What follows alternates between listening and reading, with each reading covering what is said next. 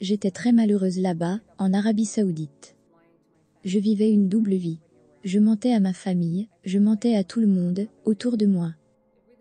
Je n'aimais pas porter le hijab, chaque jour. C'était insupportable pour moi, de ne pas pouvoir être moi-même. Et donc, je suis partie. Et honnêtement, je ne regrette pas. Donc mon périple, pour quitter la religion a commencé, quand j'étais au lycée. C'était l'année où j'avais décidé, vous savez quoi, je vais être beaucoup plus religieuse. Je vais lire le Coran du début, à la fin. Et cette fois, je ne vais pas simplement le lire, je vais vraiment l'étudier profondément. Donc cette fois, alors que je le lisais, je suis arrivée à ce chapitre du livre, le chapitre appelé « Surat an-Nisa », ce qui signifie « les femmes ». Et là, tu arrives à l'endroit où le verset dit que les hommes sont les chefs des femmes. Et il continue en expliquant ce qu'il faut faire quand ta femme est désobéissante. Mais le contraste était énorme. D'un côté, l'épouse, désobéissante est disciplinée par l'utilisation de différentes méthodes. Mais l'époux, désobéissant, il n'est pas puni du tout, en rien. La femme abandonne une partie de ses droits afin que son mari revienne vers elle. J'ai été très perturbée par ça. Je suis donc allée voir ma mère à ce propos pour lui demander pourquoi une telle différence. Et elle m'a répondu, parce que lorsque la femme devient désobéissante, toute la société s'écroule. Le hijab représente pour moi toutes les choses que je ne pouvais pas faire quand j'étais une enfant. Tu as 9 ans et tu n'as pas le droit de porter des robes, des shorts. Je n'avais pas le droit de faire du vélo dehors, avec mes amis, et les garçons évidemment. Je n'avais pas le droit d'aller dans l'eau et de nager avec mes frères et avec les autres enfants. Pour moi, cela représente réellement toutes les choses que je ne pouvais pas faire quand j'étais une enfant. Je ne pense pas que cela a affermi.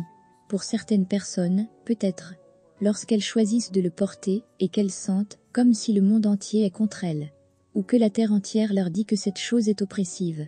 Mais elles ne croient pas que c'est oppressif, mais en fait, elles se fichent complètement des autres personnes, telles que moi. Et comme beaucoup d'autres, venant du monde musulman, Arabie Saoudite, Iran, et pas seulement dans ces pays. Les gens ici aussi, aux USA et au Canada, qui ont des familles très religieuses, et qui disent à leurs enfants, tu ne seras plus ma fille, si tu ne portes pas l'hijab. Tu ne seras plus la bienvenue dans ma maison. Je n'ai jamais pensé que cela affermit la femme.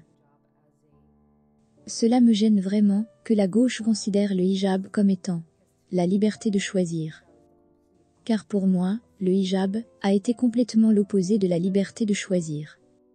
Parce que c'est clairement une obligation indiscutable pour les femmes musulmanes. Tu es obligée de porter le hijab afin d'être la plus modeste, la plus pieuse, et afin que tu puisses aller au paradis. On m'a inculqué que si je ne portais pas l'hijab, je serais alors prise par mes cheveux pour l'enfer. Donc la manière que je vois ça, lorsque les femmes sont éduquées dans une religion vraiment très misogyne, comme l'islam par exemple, où on leur inculque de se voiler quand elles sont jeunes, et qu'elles n'ont que la moitié de ce qu'obtiennent leurs proches masculins, en héritage. Tout cela les affecte dans la valeur qu'elles ont d'elles-mêmes. Et j'ai vu ça chez des femmes dans ma communauté. Par exemple, celles qui sont devenues une deuxième épouse. Et elles se disent juste, c'est ce qu'est la religion. C'est ce que Dieu a offert à mon mari, c'est son droit.